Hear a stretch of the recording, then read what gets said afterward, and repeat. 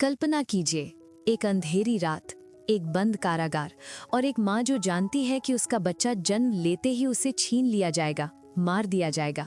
लेकिन फिर भी वो माँ रोती नहीं, शिकायत नहीं करती, भगवान से सवाल नहीं पूछती, बल्कि वो अपने गर्भ में पल रहे शिशु को दिव्य संस्कार देती रहती है, भजन सुनाती है, मंत्र जपती है। ये कहानी है देवकी माता की और उनकी कोख से जन्म लेने वाले योगेश्वर श्री कृष्ण की। आज की ये कथा सिर्फ एक पौराणिक कहानी नहीं, ये हर गर्भवती माँ के लिए एक संदेश है कि माँ के विचार बच्चे का भविष्य लिखते हैं। तो आइए शुरू करते हैं ये दिव्य कथा। मथुरा नगरी, जो कभी संस्कृति और धर्म का केंद्र हुआ करती थी, अब अत्याचार की छाया में डूबी हुई थी। राजा कंस का शासन था, जिसके हृदय में करुणा नहीं, केवल क्रूरता थी।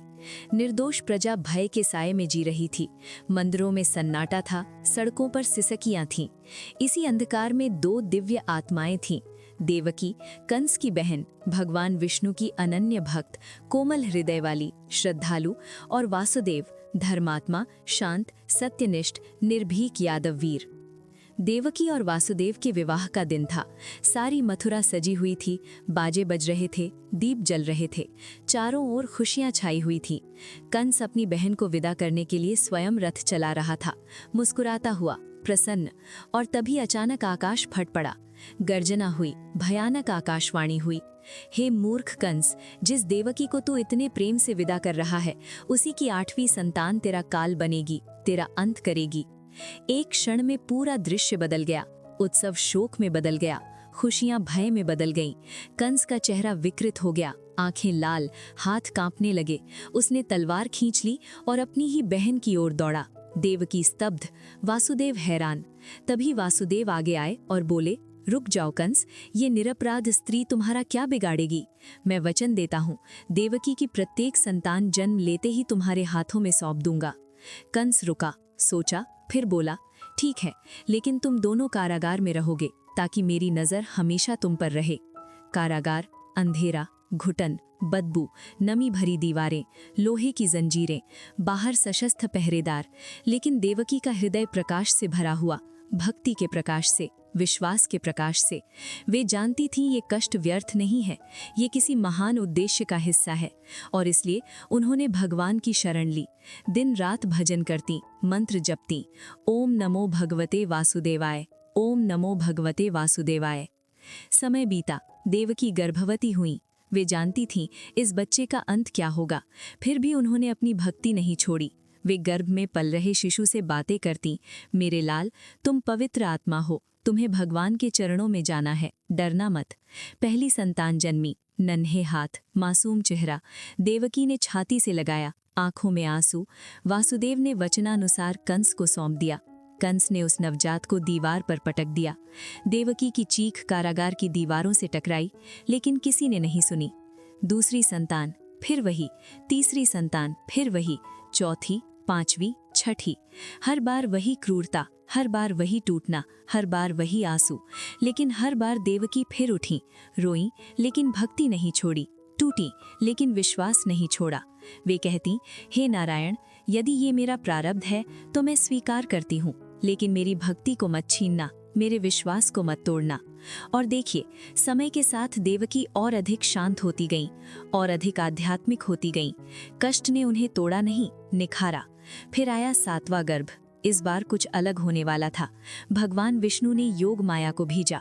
एक रात जब सब सो रहे थे, देवकी के गर्भ में पल रहा शिशु रहस्यमय तरीके से, दिव्य शक्ति से गोकुल में रोहिणी के गर्भ में स्थानांतरित हो गया। यही बालक आगे चलकर बलराम कहलाए। कंस को लगा कि गर्भपात हो गया, वो खुश हुआ। लेकिन देवकी जानती थी ये कोई साधारण घटना नहीं थी, ये भगवान की लीला थी। फिर आया 8वां गर्भ, और इस बार देवकी को एक अलग ही अनुभूति होने लगी। उनका मन अपूर्व शांति से भर गया, हृदय में अद्भुत आनंद उमड़ने लगा, आंखों में दिव्य प्रकाश दिखने लगा। वे समझ गईं ये कोई साधारण शिशु नहीं, ये कोई दिव्य आत्मा है। अब वे पहले से भी अधिक ध्यान में लीन रहने लगी।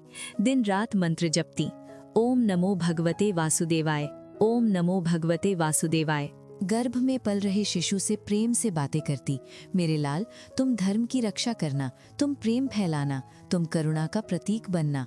मैं तुम्हें पवित्र विचार देती हूँ, दिव्य संस्कार देती हूँ, भक्ति का बीज बोती हूँ। एक रात देवकी ने स्वप्न देखा। भगवान विष्णु चतुर्भुज रूप में उनके सामने खड़े हैं, मुस्कुरा रहे हैं और कह रहे हैं, देवकी, तुम्हारी भक्ति से प्रसन्न होकर मैं स्वयं तुम्हारे गर्भ में अवतरित हो रहा हूँ, डरो मत।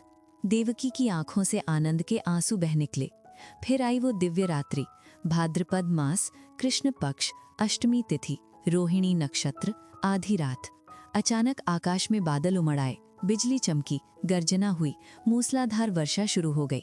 कारागार में अचानक अलौकिक प्रकाश फैल गया, इतना तेज, इतना दिव्य कि अंधेरा पूरी तरह मिट गया। और देवकी के गर्भ से चतुर्भुज रूप में भगवान प्रकट हुए, शंख, चक्र, गदा, पद्म धारण किए हुए, पीतांबर पहने हुए, मुकुट से सुशोभित, कुंडल हार से अलंकृत, वक्ष पर श्रीवत्स चिन्ह। वासुदेव और देवकी स्तब्ध, मंत्रमुग्ध, दोनों ने हाथ जोड़े, आंखों से अश्रुधारा बह निकली।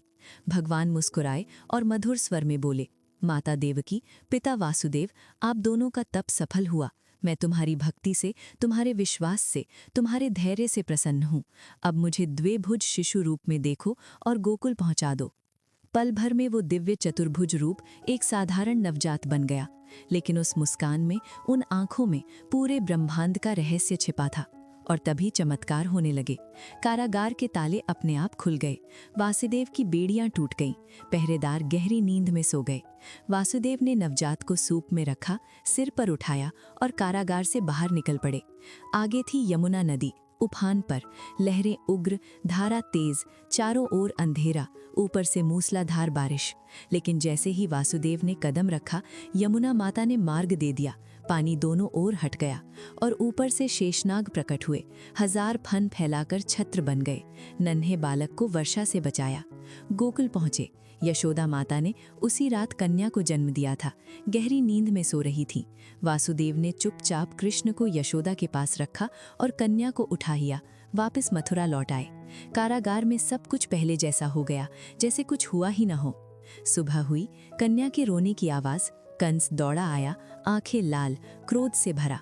उसने कन्या को उठाया और दीवार पर पटकने के लिए उठा लिया, लेकिन तभी कन्या उसके हाथ से छूट गई, आकाश में उड़ गई और महाकाली का विकराल रूप धारण करके गरजी, अरे मूर्ख कंस, मुझे मारने से क्या होगा? तेरा काल तो जन्म ले चुका है, गोकुल में पल रहा है, वही तेरा अंत करेगा। कंस का चेहरा पीला पड़ गया, हाथ पैर ठंडे हो गए, दिल की धड़कन तेज हो गई। उसे समझ आ गया, अब उसका अंत निश्चित है। इस प्रकार जिस देवकी ने अपार कष्ट सहे, 6 संतानें खोईं, वर्षों कारागार में रहीं, उसी देवकी की कोख से संपूर्ण ब्रह्मांड के पालनहार का अवतार हुआ। क्यों?